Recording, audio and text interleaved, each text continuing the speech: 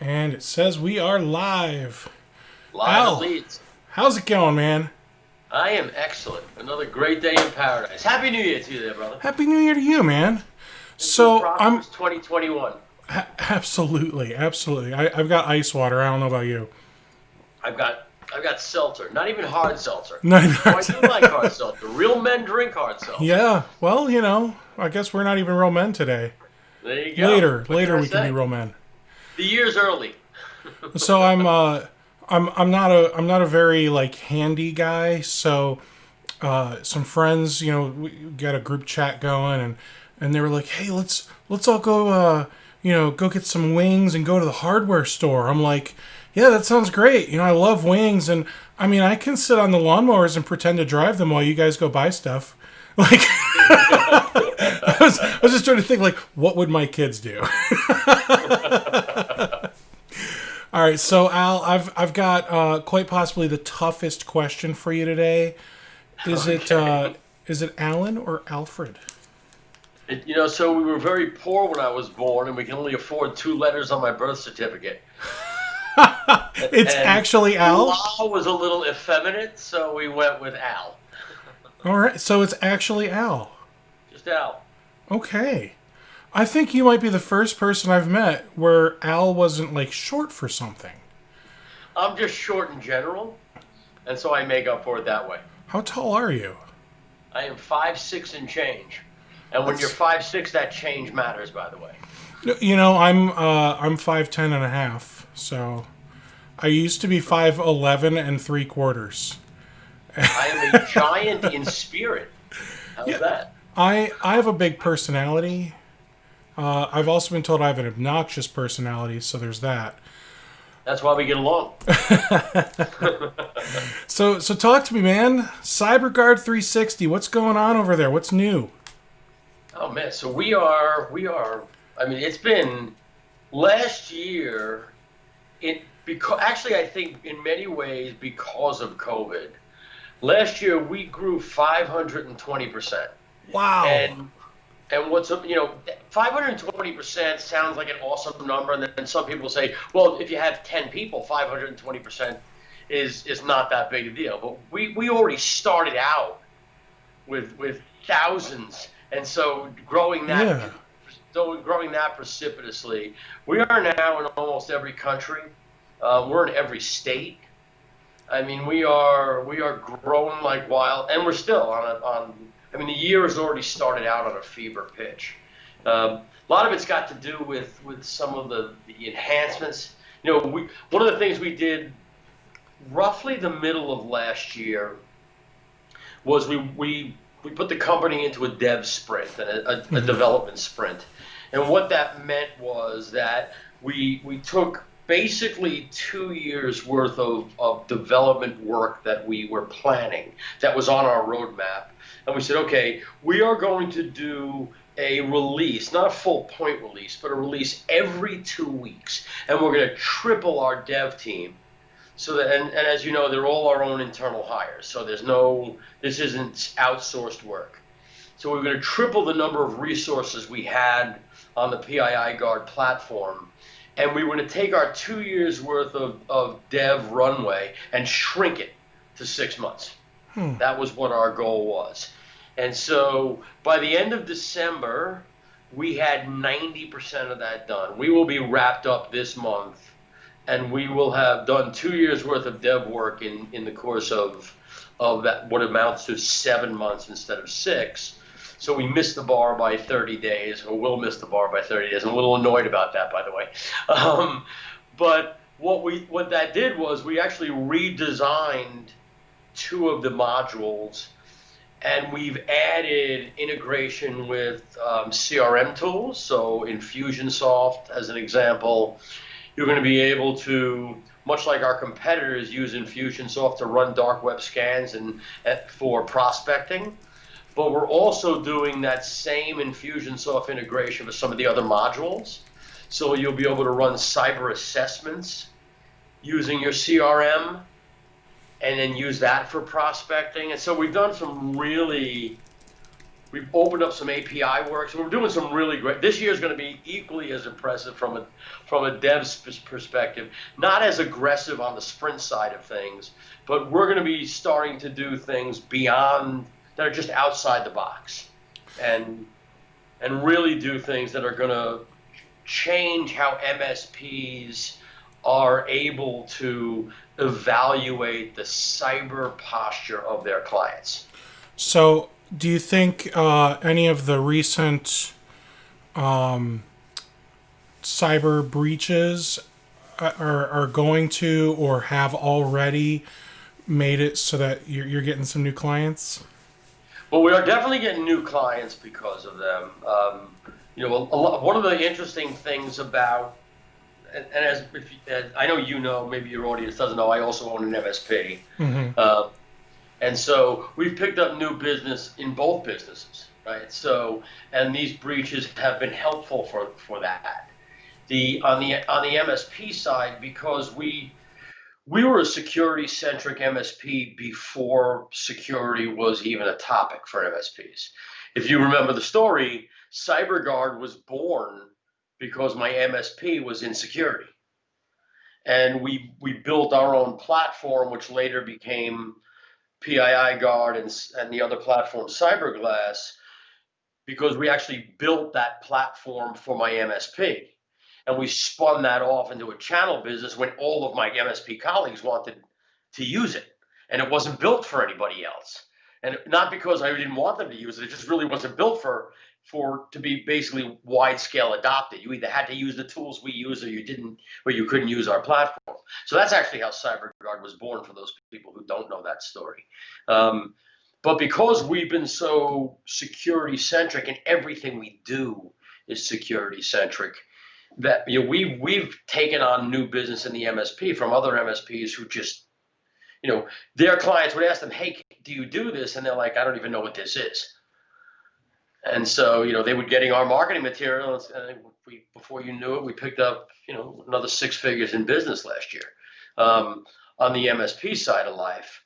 And then in CyberGuard, so many MSPs who now, once the mad rush to work from home was done, and they had an opportunity to start to rethink about their business, we picked up a number of MSPs who were consolidating their vendors. Coming to our platforms because we could basically muscle out 2 or 3 vendors into one with us, and that helped. And then we have, and I know you've heard this before, but we have only 3 no's in our company. Like when a partner asks us for something, we're not allowed to say no, but for 3 things: no contracts, no minimums, no kidding. Right? So when someone says, "Do you have a contract?" No, we have no contracts. Are there any minimums? No, there's no minimums. Are you kidding? No, we're not kidding. Those are the 3 no's that we're allowed to say in this company. I like it. And so when MSPs look at our competitors and they're locked into 1 or 3 year contracts, or they have to buy a minimum of 10 domains to monitor, or do a risk assessment and then pay for a year worth of that subscription. We don't do any of that. I mean, we were born out of an MSP, and so we're MSP friendly. Well, and that's, I think, driven a lot of our success. And I think that's important because if you think about it, you as an MSP, you know the things the MSP hates. You are very aware of all the things that drive you as an MSP up a freaking wall because the vendors are doing it to you. So kudos to you for, doing what I'm going to call the right thing. Because there's not a lot of vendors that are willing to do that. So sadly, that's true. I mean, the reality is that, we have vendors that we do business with in the MSP side of life that have us locked into contracts.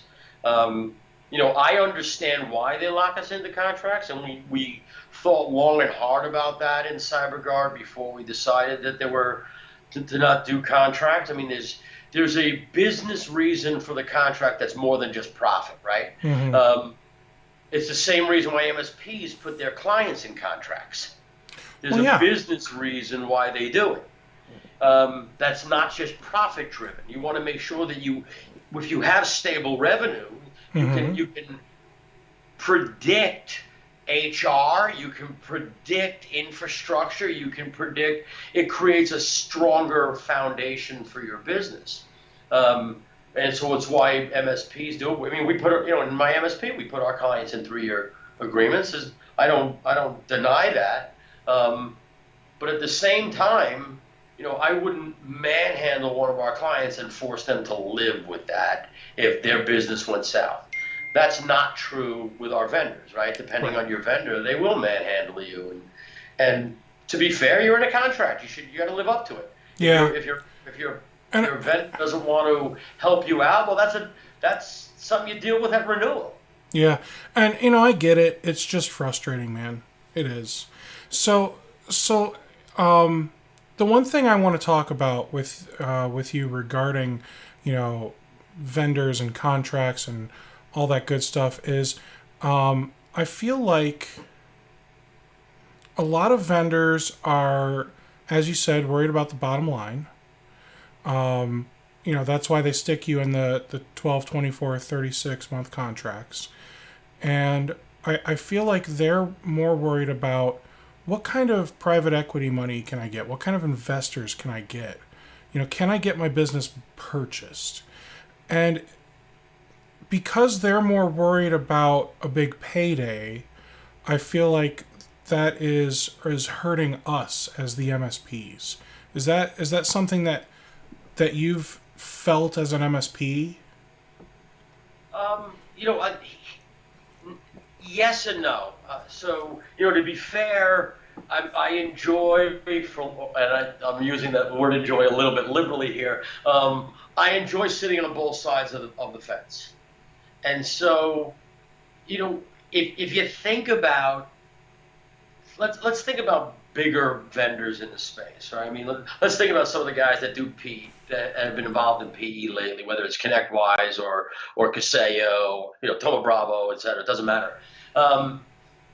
What their platforms and their user base are so massive that the development infrastructure alone is in the tens of millions of dollars. And so in order to be able to support that type of development infrastructure, you have to have contracts in place. It would be unreasonable for the MSP community to expect, constant enhancements and stability of a platform without a stable dev base to keep that supported. At the same time, I do think that the rigidity of some vendors in terms of those contracts are unreasonable, because at the same time we all live in the same community.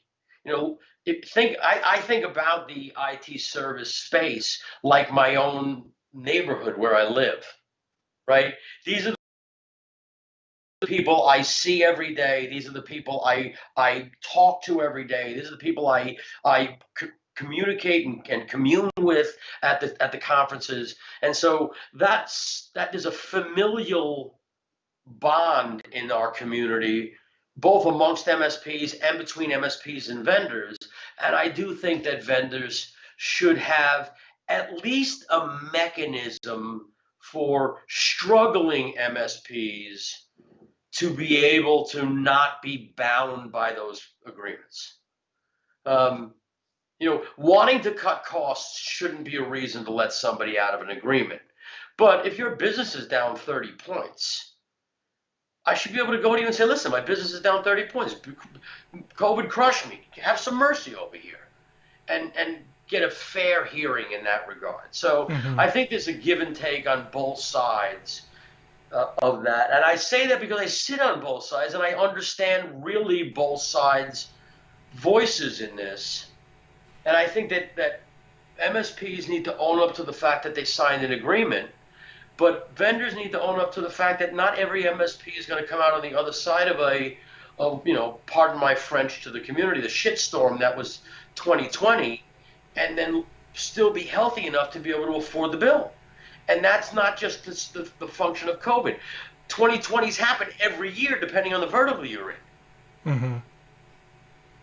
All right, so I think there's a give and take on both sides is where I'm going with this. But and that's fair, but I think I was more focused not necessarily on the fact that we have contracts, because I get it, some things you should have a contract for, like especially if like I'm buying something, like back when ConnectWise was perpetual licensing and they were really being awesome and being the bank, which they did not need to do, and letting you pay monthly until you owned the license, that made sense to be in a commitment, in a contract.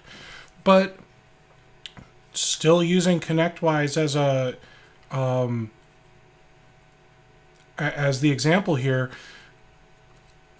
do we really need to be stuck in a contract with them for something that, it's software as a service? Shouldn't this be a month-to-month commitment? Like, I don't own it. I rent it. I'm borrowing this. You are giving me permission to use it. Why do I need a contract? Like, it's not mine. It's yours. I'm just allowed to use it for a little while. I do understand that. One of the beautiful things, and I'm as I said, we're no contracts, no minimums, no kidding, right? So I'm on your side in that regard.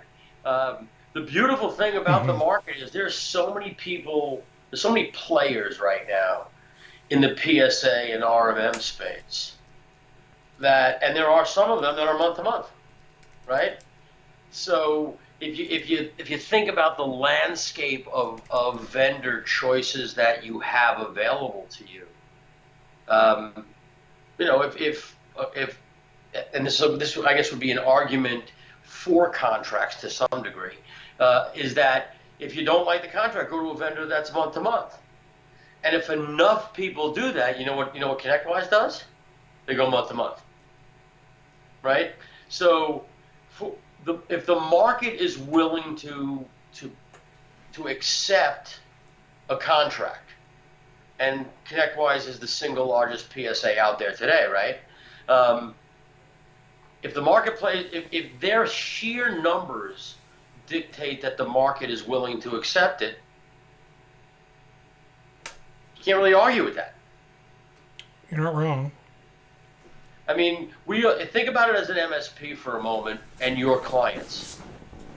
If you're, let's say you charge, I don't know. Let's say you charge by a user. Let's say your user pricing is $199 a user, and you've got a significant number of clients. You're comfortable. You're throwing off good revenue. Life is good. And a new prospect comes and says, "Listen, you know something? I can't do $199 a user. I'll give you $99 a user. And I want to give you. I think you should give it to me because I want it." You going to do that? Probably not. And that's because you've demonstrated in your business that the market is accepting your $199. Why would you go to $99? And that's kind of an equivalence, if you would, because again, ConnectWise has the largest share of the MSP space in their PSA, and so the marketplace has said, "Yeah, I can live with a contract. Have at it." Well, I think, speaking for myself, I think the marketplace needs to wake up. There are tools coming out like yours, like Synchro. There's tools coming out that are not requiring long-term commitments, and they're not bad tools. Like you've got, in my opinion, a pretty great tool. Thank you. Absolutely. So let's get off my soapbox for this, because I bitch about this. Well, let me just say that on that I agree, right? Obviously, I agree we have a great tool, but I also agree that that's the beautiful thing about frankly, the business world in general is that if there is a market for no contracts, there's going to be a flood of people developing for that. And I give you Synchro and others, right? So over time, there's going to be multiple players carving up the overall MSP market space. And obviously the one that's going to win are the one that has the most features that MSPs want at the best price point and or contract that the MSP market's willing to bear. We're not there yet. I think that because Synchro, which is reasonably new to the space, I know it's been around a while, Repair Shop, all that other stuff, but it's reasonably new as a full package, and it's still maturing. I think in 12, 18, 24 months, especially with some of the dev that they're doing, I've been paying attention to this, I think they're going to give the contract companies like ConnectWise and Kaseya a run for their money. And that's where you'll see they'll own a significant share of the MSP space who are willing to accept a little bit less functionality but not be bound by a multi-year agreement. I like it. All right, so talk to me about some of the actual no. I'm going to back up. I want your take on SolarWinds Orion.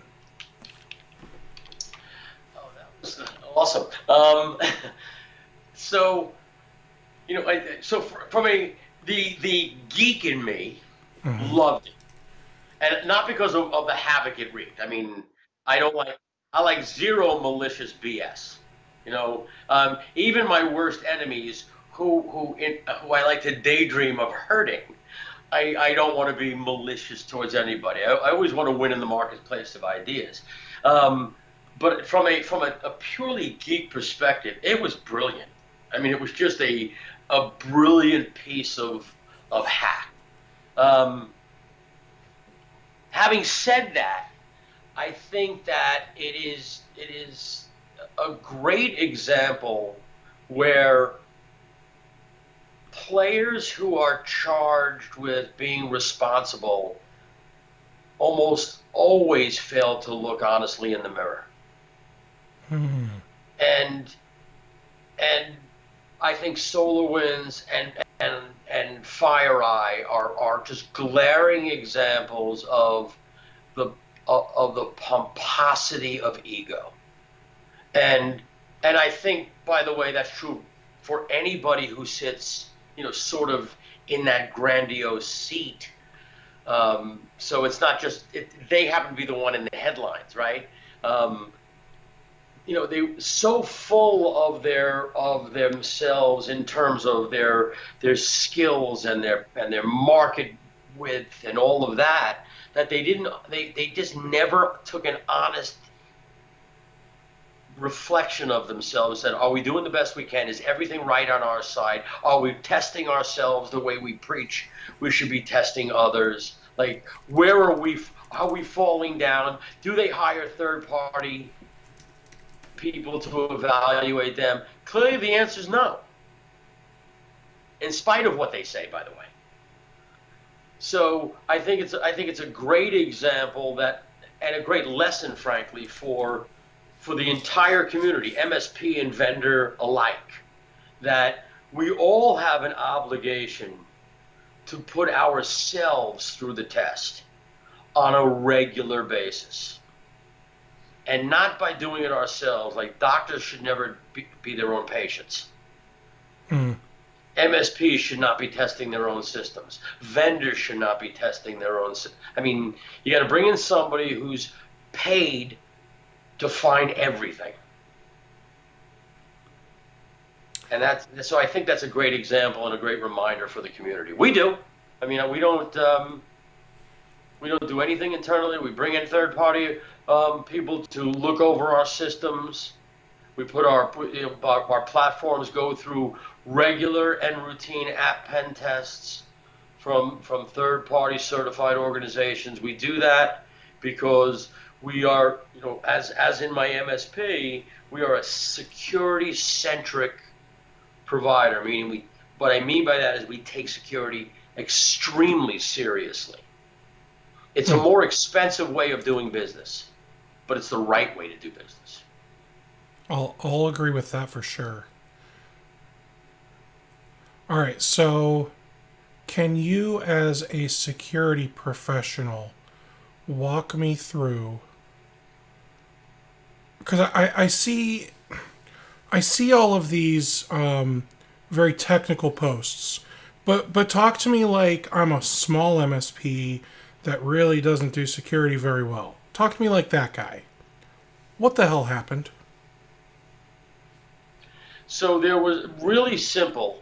Think about your house. Someone left the back door into the kitchen open, and some guy just came in through the back door and sat and waited for you to go out to dinner with your wife, and then they put bugs all over your house to listen into what you were doing until they figured out where you kept your money, where you hid the jewelry, etc. And then after they figured it out, the next time you went out, they went through your house and took everything. It's just that simple. I just lost your audio. Did you? Well, I think it might have been my AirPod. Okay. But you can hear me now. Yeah, I hear you. I'll wait to see if anyone else complains. The system had a door open, right? And hackers found the door, and they just sat in the dark, listening and waiting and watching, finding other holes that they can creep through until they infected the systems. And then when those infected systems pushed out as updates, they metastasized into other environments. So imagine for a moment, I don't know what you use for an RMM. Let's assume you use Automate for a second. And I'm not picking on ConnectWise. I'm using it as an example because we were talking about ConnectWise before. Sure. Even better example. Let's use Screen Connect. There's been multiple hacks of Screen Connect. It is you. You sound robotic. Do I? Someone else is hearing it too. So it's like your microphone. I hear you, but then underneath you, I hear a distorted version of you. Okay, let me see if I can. That's fine. Let me see. Is there a way to dial in? Because I'm happy to call in off of my cell phone. Wouldn't that be nice? Do you know if that's possible? It's not. All right, let me try this. Is this better? I'm thinking here. Are you able to like switch to one mic and then back to the other or something like that? I just switched to the mic on the camera. Is this better? It is exactly the same. Maybe that's what it was using. So let me try. How about this? Oh, that's better? a lot better. Okay, let's go with that. So now I'm using the mic over there. Okay. Hey, it works, man. A little echoey, but it works. Okay, let's see how that does. All right. I don't know where I lost you or where I need to pick up. They bugged the house. They figured out where all the jewels were, and then things glitched. Okay, so let's use a more technical example, if you would. Let's say for a moment that you have, I don't know what your RMM tool is. Again, let's use Automate as an example. Since we were talking about ConnectWise before, I'm not picking on them. All good, understood. But let's say that you host your own, and you didn't use 2FA. Someone hacked in with your credentials into your Automate server, and they replaced the Automate executable that you push out to your clients with a new version of the Automate executable that included a beacon to their own servers. And the next time you pushed an update out to your clients, all your clients got that. And I lost you again. Really? Now I hear you again. Okay, are you sure that it's me? It's weird, man. It's really weird. Yeah, I'm still over here on those speakers. On that microphone, excuse me. I had it on automatically adjust microphone settings, so I'm turning that off. How does this sound? It sounds fine. Okay, let's keep going with that. I've now manually adjusted the settings. And if it happens again, then we'll have to come up with a plan B or something. I don't know. Because I don't want people to miss this. This is good stuff. It's a lot of fun. So I don't know how far I got into the conversation, but I'll just sort of say, so imagine you're hosting your own Automate, and someone brute forces your password. You're not using MFA, and yes, I know MFA can be hacked. Yep. And they get onto the Automate server and they replace the Automate executable. You know, which pushes information down to the installed agents with a modified executable that both does what it was always doing, but also sends information to the bad actor. Yeah, that's exactly what happened. That makes me sad and mad. Lots of the ads there. So, all right, so once they did that and they hacked and they got in, and now they've got their own version of Automate installed, we'll call it, then they did more. Well, actually they waited, right? So they waited for all of, so because this was actually a multi-level attack, so not only were the immediate clients affected by it, but then everybody that you remoted into started getting affected, including the one-offs. That's not good at all. Now they're sitting in all these machines waiting to launch the attack. They want to make sure that the footprint is big and wide and tentacled, so that anyone who shuts down the spigot, there's enough coming in everywhere else that it doesn't really hurt them. And it gives them the ability to continue to spread. And so they waited for a long time until they were in hundreds of thousands of environments across millions of systems, and then they launched their attack. Exfiltrating data, locking people out of their systems. It was a massive attack of old school mafia style coordinated engagement. That sounds just up Russia's alley, man. It was, as I said, from a geek's perspective, it was awesome. Because to be able to, I mean, it was an extraordinarily well thought out. Now see, just well after from a geek's perspective, then your audio cut out again. Interesting. All right, let's do this. I'm going to make a Zoom. So for those of you watching, I'm sorry, the stream's going to stop and then it'll come back up in a few minutes. Let me make a Zoom, Al. Okay. And why don't you make it and put it here in the chat, and then I'll launch it. Clicking some buttons here. Everything's going to be fixed. It's going to be wonderful. Everyone's going to be happy.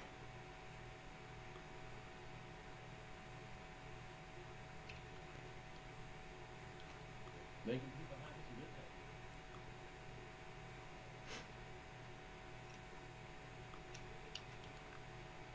Sounds fine for me, he says. So how is it that I lost you?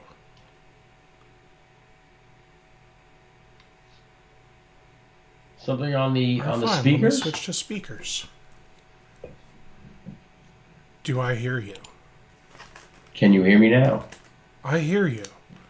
All right, maybe Okay. it's my AirPods. Okay, we'll do no AirPods, and I won't break anything yet. Okay. Oh boy. Okay. This is fine. Everything's fine. I'm that little dog with the fire all around it right now. So You gotta love it. Welcome to technology. But that's actually why IT people are employed, because technology doesn't always work. It's perfect. it's really like the sad thing is like we typically have that mechanic's car syndrome. Like all of our clients have great computers, and our stuff's usually like garbage or broken or whatever. And yeah. It's true. All right. Awesome. And now my camera's going out. So I We still literally can't win. So we'll just watch you. We'll just watch you. It'll be great. I They'll have hear nothing me. to look at, but go ahead. It'll be great. This will be a great one to watch again. Like once like in a year, once all the kinks are worked out and everything works perfectly and I never have issues. We're gonna watch this again someday, Al. Me and you, like together in a room with popcorn. There you go. After the pandemic's over. Popcorn and bourbon. I heard was it the 21st is when the pandemic's over, right? Something like that. I've heard that. Something I've like heard that, that story also. Maybe. Oh my gosh. So talk to me about I'm very curious about we're going to throw a grenade in the room right now with a very polarizing subject. Uh-oh. Yesterday at the Capitol. Oh, that just made your brain hurt a little bit, didn't it? I've got very strong opinions on it. So, I mean, you asked me is there anything I don't want to talk about? I'll talk about anything. If you want to talk about yesterday's Capitol experience, I'm happy to talk about it. So I think, in my opinion, regardless of like the politics, regardless of who you wanted to win or whatever, I think by now, the votes have been cast, they've been counted, they've been recounted and recounted, and I'm sorry your guy didn't win or my guy didn't win or whatever, but that is not the way to act. And as the leader of the country, that is not what you should be telling your supporters to do. In my opinion. So let me tell you how I feel about it, if I might. And I'm going to go back to last year. Forgetting about the people for a moment. When I say the people, I'm talking about the leaders, whether it's Trump or Biden. It doesn't matter, right? I almost don't care about any of that nonsense at this point. Mm-hmm. Over the course of the last year, we have basically been told it is okay to do what happened yesterday.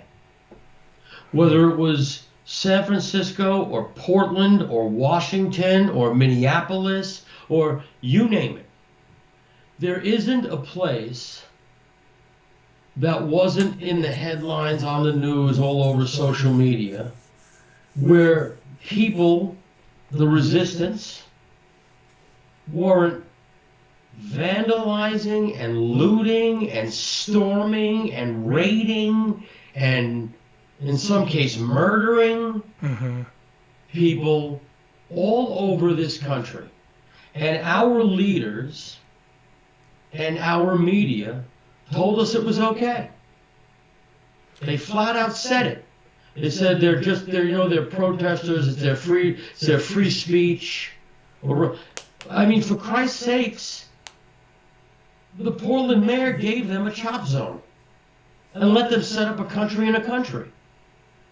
Yeah, that's And still. so- I'll be completely honest. I still don't even understand that. Where are you at again? I'm in Connecticut. Okay, so you are So- thankfully very far from Portland, But- unless it's but- Portland, Maine. Then you're concerned. But I'm an American, right? Sure. And when our leaders tell us it's okay to basically do whatever we want, I have no problem then with yesterday. Because how is it different? Why isn't that okay? Is it because all of a sudden it's come to your house? Well, where did you say your house was off limits? When were there limits? When was the last time there was a limit? In 4 years, with all due respect, there has been no limit. Now, and I'll back that even up before. Look at Brett Kavanaugh and what they did to him and his family. There literally for 4 years there have been no limits. You can't then complain about DC, because if there are no limits, there are no limits. And one of the things that I've been talking about for, when I say years, I'm talking about well over a decade. That yesterday, first of all, I don't think yesterday is the last time we're going to see it. Nope. Nor do I think it's at the end of it. Nope. Because I'm gonna bore the hell out of this audience. But I said I'll talk about anything, and you can tell me to shut up anytime you want. So, if you think about our founding, and I am, just for the sake of everybody on this who's watching or whoever watched this, I am a constitutional constructionist. And what that term means is that I believe that what the Constitution says is what the Constitution means. And I don't believe in contextualizing that or contemporizing that, because we were also given a way to change the Constitution through an amendment process so that the Constitution reflects the times. And so I don't believe it's, I actually think that yesterday is sort of the most recent endpoint of what started back in the 1800s under Marbury versus Madison. I told you I was going to bore you for a moment. In Marbury versus Madison, the Supreme Court decided they were no longer an equal branch of government, that they would decide what the Constitution really meant. And therefore, they took the role of the court system from being a blind, right? Justice is supposed to be blind. The statue at the top of the Capitol is justice is blind, right? Yeah. She's wearing a blindfold. They were no longer blind. They were now arbiters of what the words meant. And by that single decision, they turned the objective into the subjective. And the moment they did that, every iteration of the Supreme Court thereafter, they brought their own opinion of what the subjective meaning was. And I give you Plessy versus Ferguson, separate but equal, turned around later on to say that's no longer fair, right? So that's a perfect example where that subjectivity is a problem. Here's actually where it becomes where I said earlier that yesterday was sort of just the latest in a natural evolution of this country because of that decision, ultimately going back to another revolution, is because the moment the courts weren't blind, and they were now given to politics, to biases, to subjective interpretations, we the people no longer had a court that was fair, because now the judge's opinion all of a sudden mattered. And the judge isn't supposed to have an opinion. You're supposed to be right and I'm supposed to be wrong. And if the people don't have a place where they can seek fair and objective recourse against being aggrieved by somebody else or their government, their last form of recourse is revolution. Excuse me. All right, so do you think we're there? Do you think we're about to have a revolution? Not in my lifetime, but I do think that's where we're. I don't think yesterday was the end. I don't think it's the end in the near term. I think it's going to happen again. I think that if you were to take everything from the last 4 years that happened from one side of the aisle, it wouldn't shock me if all of that happened again on the other side of the aisle. And if it does, why is it any different? And if it's not, you are left with two sides that must, be at war with one another, for lack of a better term. So I think we're going to get there. I don't think there's a choice, because I don't see our leaders ever willfully giving up power. And the only way the Supreme Court's going to change, in all honesty, is if we have a constitutional convention. And the only way that's going to happen is if the politicians let it happen, because we the people can't make that happen. So, I find these types of conversations interesting. I really enjoy learning about other people's opinions, because I will be the first to say I don't know enough to have a good opinion. Like, I have an opinion. Like, I look at it, and again, this is from I don't really know that much about all of this stuff, so I have an uneducated opinion that I look at what happened yesterday, and if I were to compare that to what was happening through most of last year, I look at it as they were similar in the fact that it started as a protest and then it turned into like a riot, or whatever we want to call it, right? But the response from the police was very different. And I don't know if it was because we were in D.C. or because they were all white, or because, I'll be the first to say, like, I think you and I, we have white privilege, and I'm not saying I'm proud of it, but, there's things that probably need to change, and I don't have the power to change it, so I just need to know that I have it, So when I look at like yesterday, like, you don't think they would have started shooting like tear gas and rubber bullets and maybe real bullets if BLM was trying to break into the Capitol building? I definitely think the police acted differently. I think that, I was listening to the mayor of Washington today on, discussing it, and interestingly enough, I was listening to what she said. It is completely different than what she said when, if you remember, the protest that was happening in front of the White House when Trump went over to the church, and then they went down the block on, I think they went to, what was it, D or wherever the heck they went to, and they started breaking into buildings, and they were doing things and she's like, they're just protesting, and she had the police back off. It was completely different. So yes, I think one side is definitely treated differently than the other side. And anybody who we can discuss it all day long, but I'm all about fact, right? Like, opinions are like sphincters. We all have them, and they all stick, right? So I never heard that last part. I like it. But I'm about fact.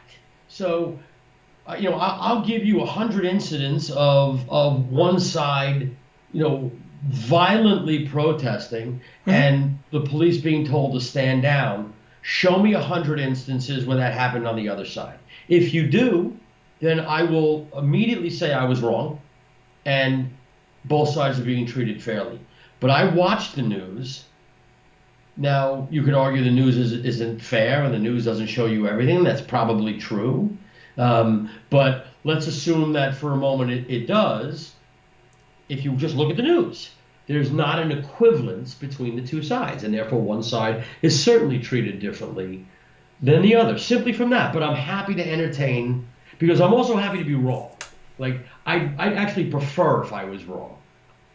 Because, some of my interpretations don't paint a pretty picture. And I happen to like pretty pictures. So I'd certainly like to see something differently. But I like I said, I think we're ultimately headed for a revolution. I think part of that is exacerbated by the fact that one side is treated differently, and they don't have it comes back to what I said earlier.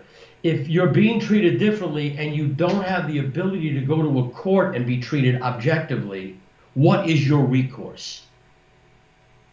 There's only one left, and that's to fight.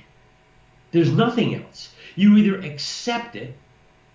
Imagine this for a moment. Imagine I break into your house,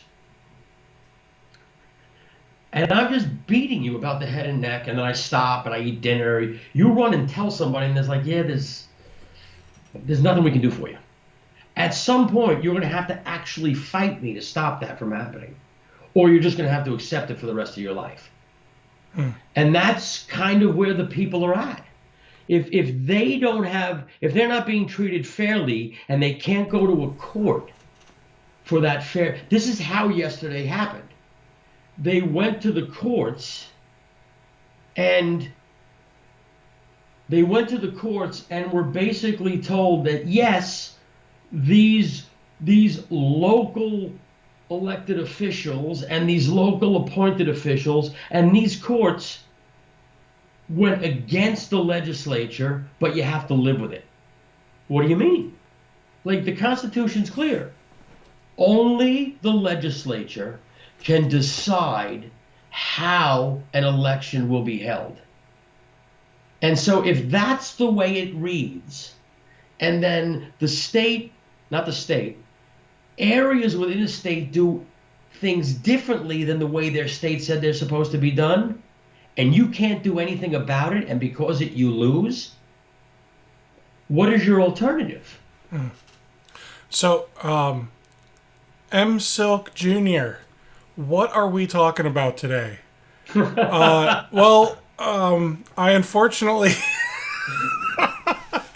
unfortunately opened up the box. I opened the box, and we were talking about cybersecurity, and then I said, "So, how about them Browns?" That's not what I said. I said, "So, how about that Capitol building?"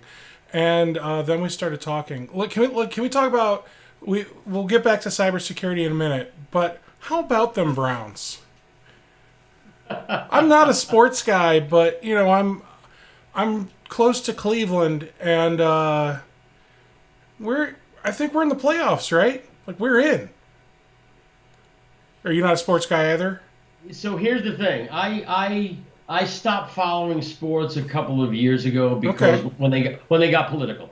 So well, the Browns, they don't suck anymore apparently. They made it to the playoffs.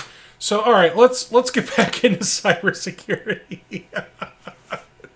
All right. So we talked about SolarWinds Orion. We talked about the fact that you did 2 years. I might butcher this. 2 years worth of development in 7 months. We did. Yeah, we did. So for those that are listening or will listen, our PII platform, we spent the last 7 months. We took our 2-year roadmap for the platform, and we did it with something called the development sprint or a dev sprint, and we just developed everything in the last 7 months. My goal was 6 months, and I failed on that, and I held myself personally accountable to that. But yeah, we did basically 2 years worth of development, and we've got our PII Guard platform. We hit a major milestone last year, and we are now arguably the second largest provider of platform services to the MSP space, and I plan to be number one by year's end. We've got some great new stuff coming on the horizon. So those of you that know our platform or have heard of our platform, PII Guard360, we're going to be adding a tool we call the Interrogator, which so it's basically like everything else, it's going to be very MSP friendly. Okay. In the way in which you use it, so you're going to pay by. Will there be like a single really bright light in a dark room and a table with an ashtray? There you go. But imagine the ability to click a link and it comes back and it tells you all of the vulnerabilities in the environment, outside the environment, and in the domain structure. And then it informs the risk assessment. Interesting. So, yeah, we're already in beta with it. We're going to be bringing. Let me rephrase that. We're in late alpha with it. We're going to move to beta with some of our partners. Okay. And we're going to be releasing it this year. Our goal is to make cybersecurity like that needs to be an easy button for MSPs, because cybersecurity is hard, and anybody who thinks that it's easy or thinks they understand the stack, I've got to tell you, when we put our stack together originally, it took us a year to figure it all out. A year of building and interviewing clients and building our client avatar and just figuring out what security and compliance means, and building a stack that satisfied that envelope. And again, that's what gave birth to CyberGuard360. But it's because we're now I guess considered experts in the field.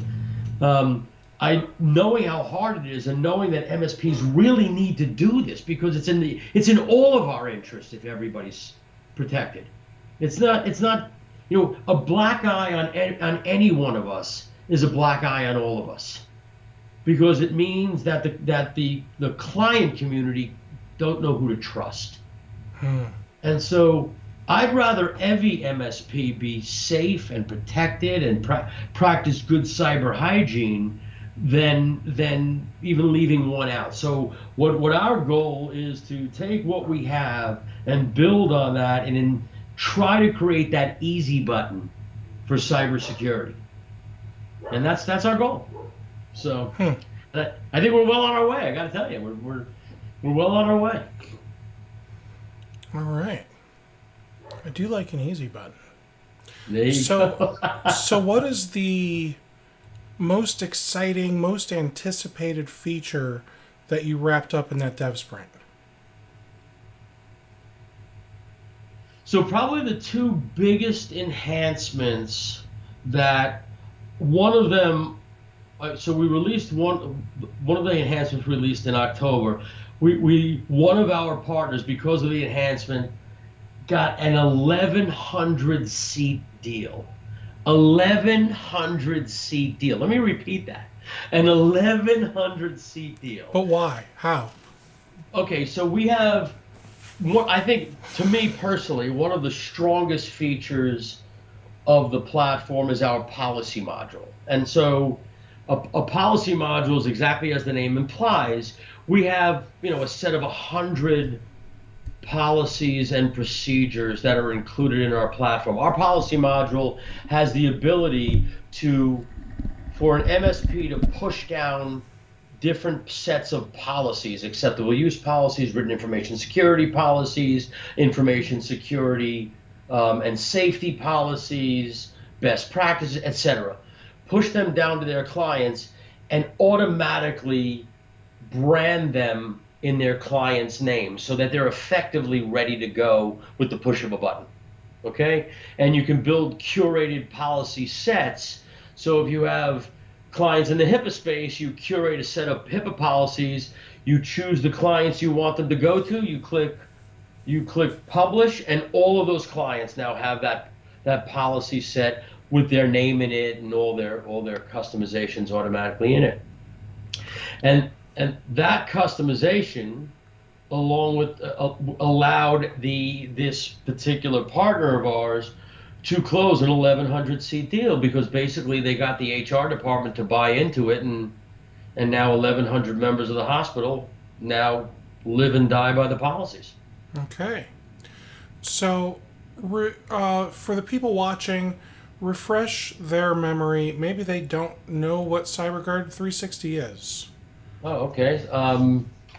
So CyberGuard360, we are a cybersecurity platform services company. We also do some white label services for our partners, and we offer platforms like PII Guard 360, which is probably our most well-known PII Guard 360. PII standing for personally identifiable information. So go to PIIGuard360.com and you can sort of see some of the things we do on the platform. And we are channel only, and we are fully white labeled, meaning that when you think about the security stack for a moment, I know I'm kind of all over the place, but bear with me. There are two parts to the stack. There's the technology stack that has all the technology that an MSP would employ to protect a client. And then we call it the sensory stack, the stuff that the client would interact with, such as policies and procedures, dark web alerting, risk assessment, simulated phishing. All of that is in PII Guard 360. And so MSPs use that to help their clients become more secure, and their clients interact with the platform in a variety of ways. And so that platform is fully white labeled so that when the partner sends out welcome emails through the platform automatically to their clients, we integrate with Azure Active Directory, their clients would log into the platform as if it was the partner's platform. So ABCIT would be the logo on everything. Gotcha. And so their clients look at it as their platform.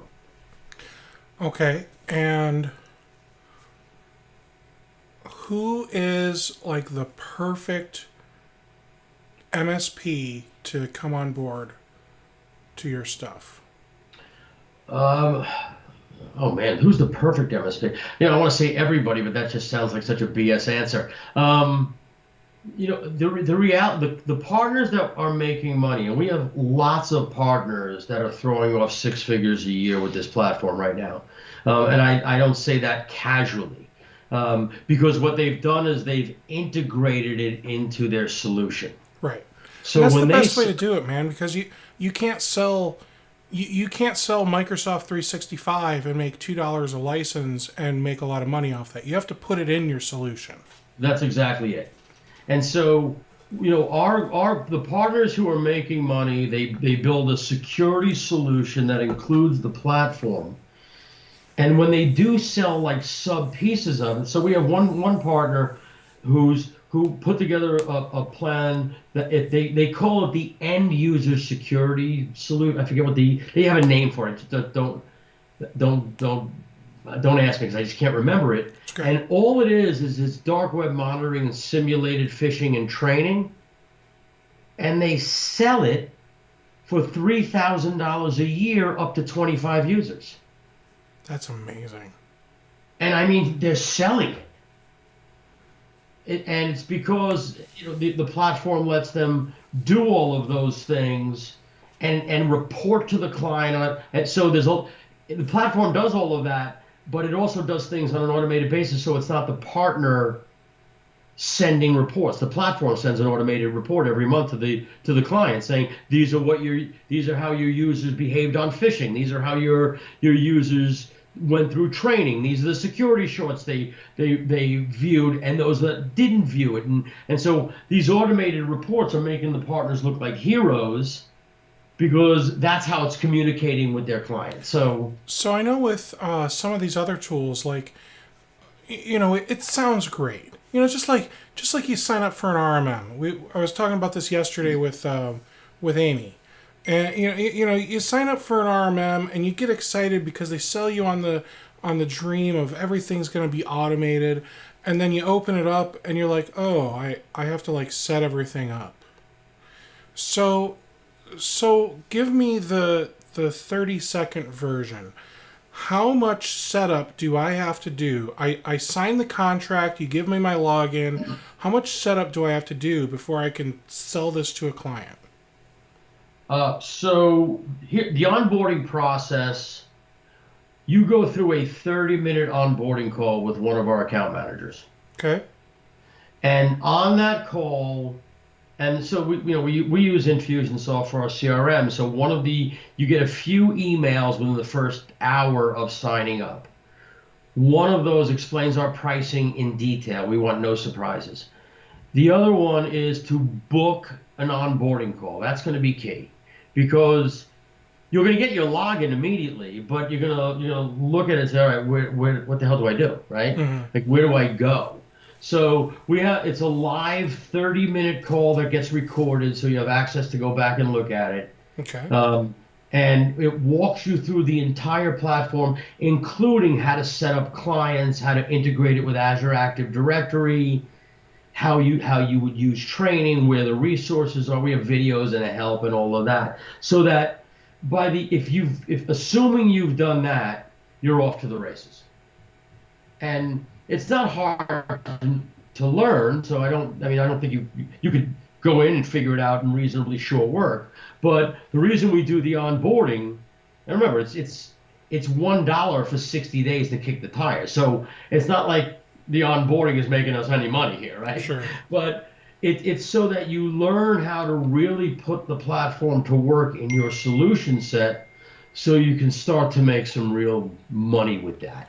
So I'm going to go back to what you just said. So $1 for 60 days to kick the tires. It's $1 for 60 days to kick the tires. That's it. You sign up. And then after that, it's $99 a month partner fee for the platform. And so the $1 converts to $99 after 60 days.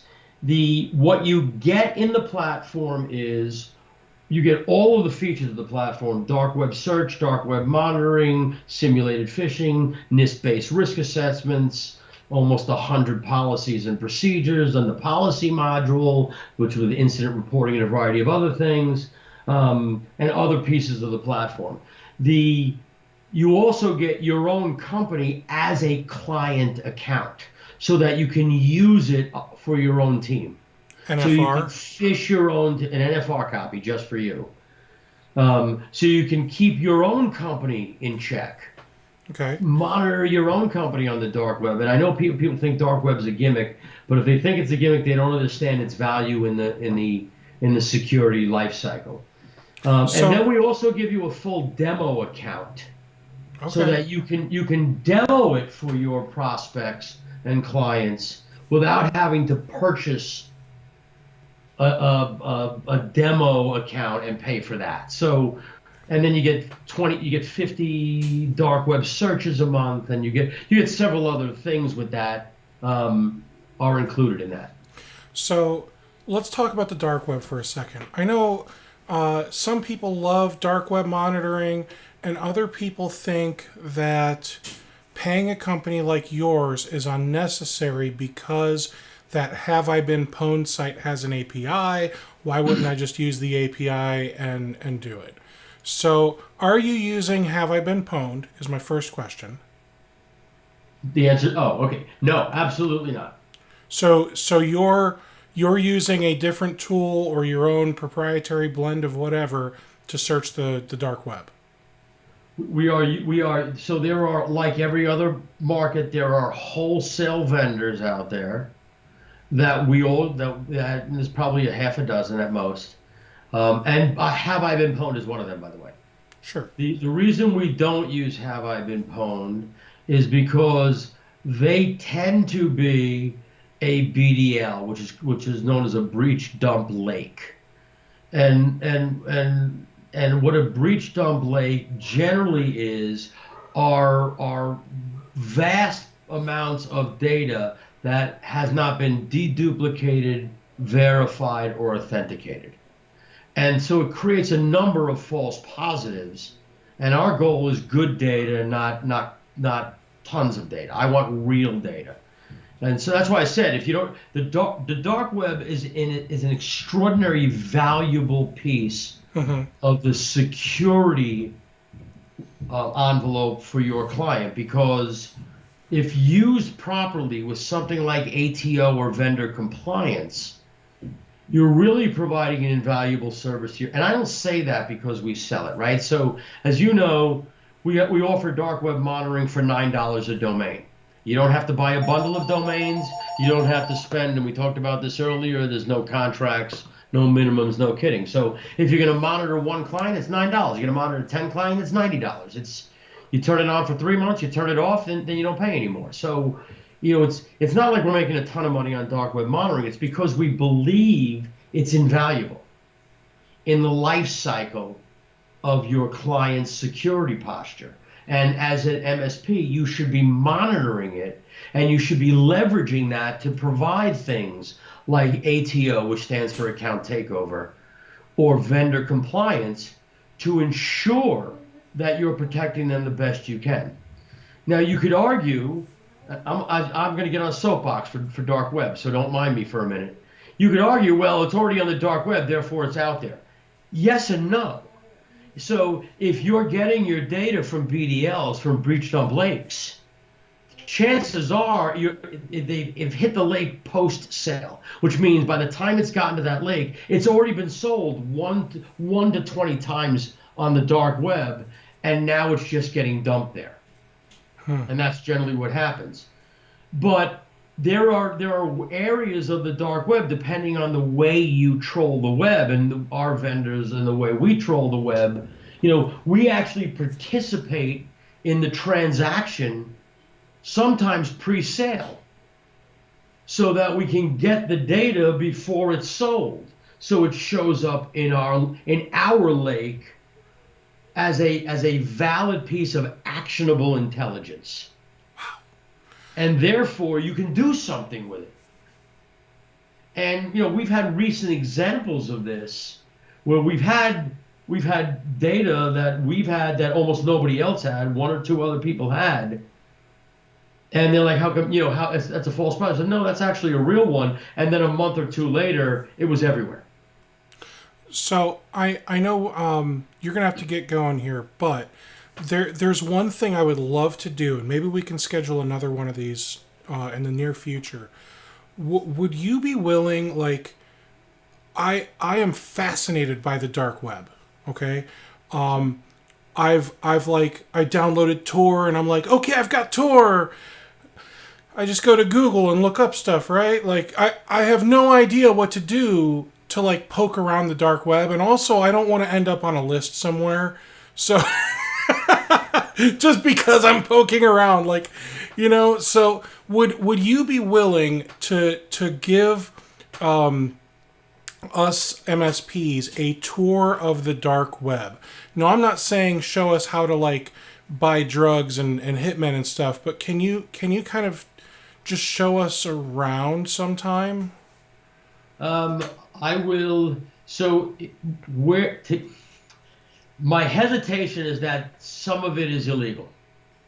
And to do that, we need permission. Got it.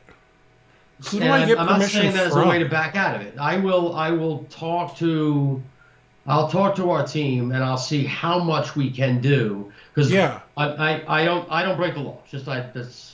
No, I understand. I don't want to break the law either, which is why I'm super hesitant, because I don't even know what am I allowed to click on without becoming a criminal. Like, so. Well, I'll tell you that if you do, even visiting forums, so here's an easy example for everybody to understand. Visiting a forum that has child pornography on it makes you would have broken the law. Oh, yeah, I have no It's that desire to simple. do that. So no, that's my point, right? So I was giving a simple example. Yeah. When you're visiting in some of the reaches of the web where highly illegal things are being trafficked, you just visiting breaks the law. Wow. Okay, so make a list of things that don't break the law. That way you can kind of give me a tour, and then we can also talk about, without visiting, some of the other crazy things that people do on the dark web, because I think my knowledge only scratches the surface when it comes to the dark web. Like, I think there are things that are happening there that I couldn't even dream of, which is scary. But I think it's also important for us to understand what's happening right under our noses. It is literally the Wild West, like without law. There's just and everything is for sale there. Everything. If you want it, you can find it on the dark web. It's just that simple. The keys to the White House. If you want it, you can find it on the dark web. Apparently you don't need keys to the White House if you watched yesterday.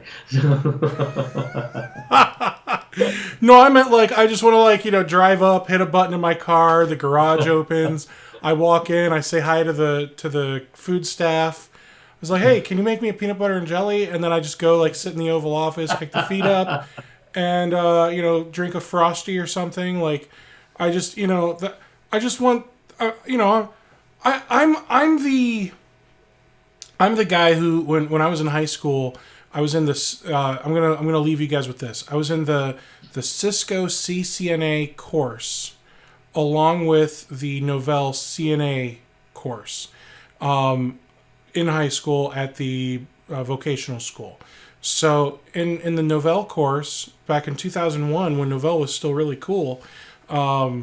I don't think it was anymore in 2001. I don't think so either. But I've got my drives were long behind us. I've got my Novell Network 5 CNA, man. So so I've kept up on it too. So we had our own little private classroom network, and I was like, that's cool, but the school uses Novell too. So I decided to just poke my head around the network. And they had a substitute teacher account, and the password was the initials of the school. And I logged into it, and I just decided to poke around some folders. So, I'm all about just, window shopping, but I'm not trying to go in and, change grades. You know what I mean? So, when I say I want you to take me around, I literally want to go to the dark web mall and just look around. So don't take me to the stores that are going to get me handcuffed. That's all I ask, man. All right. Maybe we'll find a few IRCs to play around in. That might not be too bad. How's that? All right. There we go. All right. There you go. All right, Al. Thank you so much for doing this with me today. I would love to have you back sometime and get a deep dive into CyberGuard and into PII Guard to just kind of see how your products work. Sure. I think the people would love that too. I speak for the people. Viva la revolution! All right, get out of here, you crazy guy. You go to your meeting. Good luck with that, and I will see you all at the next one. It was great talking to you, Steve. I hope you and everybody out there has a very happy and prosperous 2021. Yes, thank you. Thank you. Have a good one. Take care. Later.